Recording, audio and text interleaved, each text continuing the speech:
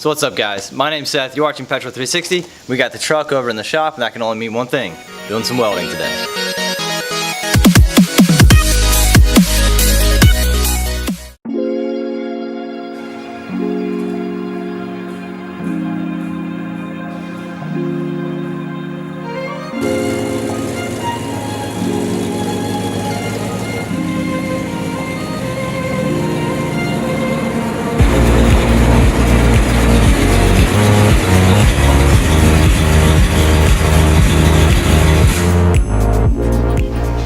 Alright guys, so we're back over at my dad's shop today, and that's really for one reason. I don't have 220 volts routed in my garage yet, so I can't weld in my garage. So we've got a small welding project that we're going to try and knock out today. Nothing huge, but I think it's definitely going to be something to make this truck look a little different and a little cool. So let's show you what we got. Alright guys, so today we're going to be working on a spare tire mount and jack mount for the back of the truck. So this is a four-wheel drive. Obviously going to be using it for its four-wheel drive capabilities, and having a spare is a must. This is the original spare. It's shot. It's absolute trash, but we can use it for mock-up and everything. Then also, I went to Harbor Freight and got one of their farm jacks to knock off high lift jack kind of thing. So I'm going to be mounting that with the spare tire up against the side of the bed here in the rear. Seeing quite a few people put their spare tire here. I think it looks really, really cool. So that's what we're going to try to do today. So got some scrap metal. Going to be using a piece of threaded rod to hold everything together. I think that's going to be the easiest as far as changing things up later on. Different tire size, thicker tire, taller tire. That should give me a little bit of flexibility on where I mount things. So let's take a look at it and jump into it.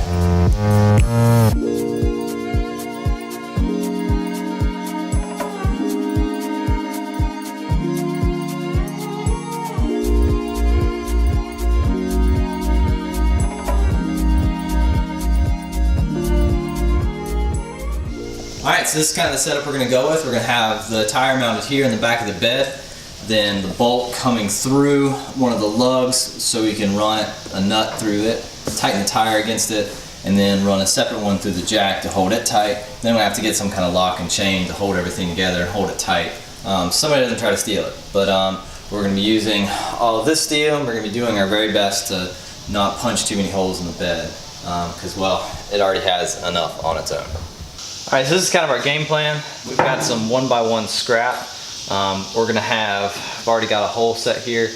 I'm going to inset the threaded rod with the nut, weld the nut to the threaded rod, and then weld the threaded rod to this beam so it's all structural. This is going to be our vertical. We're going to have to chop it down a little bit, but it's going to sit inside of here.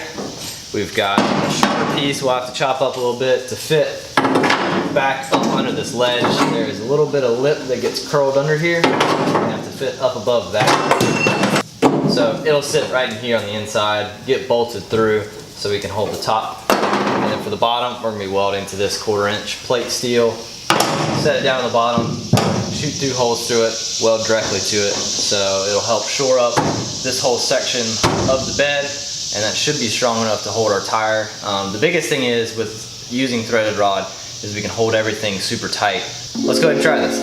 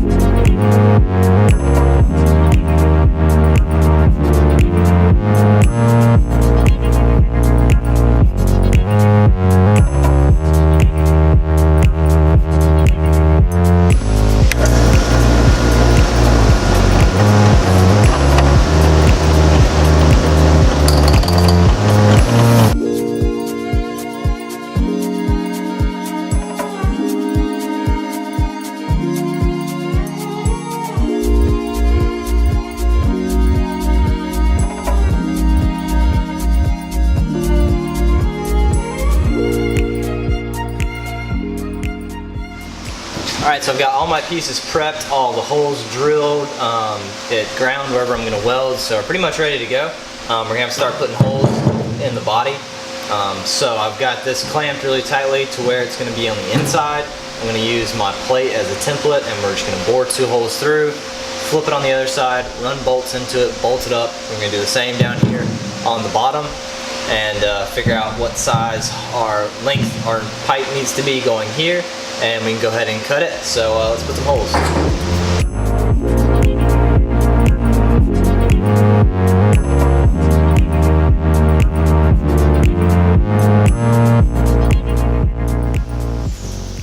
Okay, so we have our 1x bolted up under here, and you'd never even notice it, which is awesome. It's nice and hidden. So now I need to get a really accurate measurement of our length from this piece of 1x all the way to this plate. Probably going to be one of those things where I take a measurement, I cut long, and then I just slice off a little bit at a time because I want this to be a really nice tight fitment. So start measuring and cutting. Alright, so we've got our upright cut to the correct length. We have just a little bit of tension between the two. Not enough that it's bowing anything, but enough to be tight and some tight welds. So I'm holding this top end with a clamp. I've got it centered on the center line here, and I've got it flush as far forward as I can get it, but this lip keeps this from going too far forward.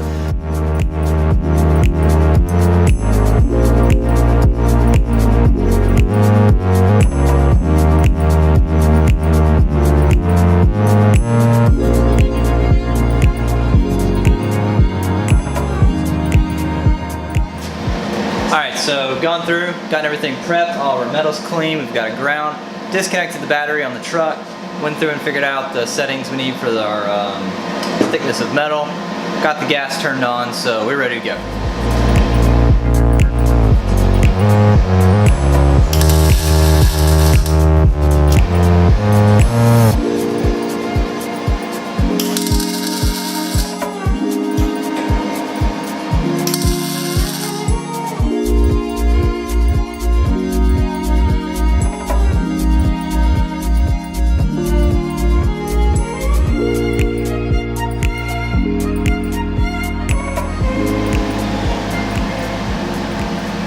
Alright guys, so while I had it tacked up, I went ahead and mocked it up, and this is where we're at. So the tire sits nice and flush, can't even see where it mounts, and then the thread rod runs through the wheel into the jack, and the jack squeezes everything together. So I'm happy with this. I changed up a little bit of an idea. So I was going to weld the threaded rod to the upright bar, but I decided to weld a nut on instead. If I ever want to take this threaded rod off, I need the full bed. I want to be able to just unscrew the threaded rod so I don't have just a rod hanging out into the middle of the cab. So we're going to take it all apart, weld the nut, weld the whole bracket, and then we're done. We can bolt it all together and drive away. So here we go.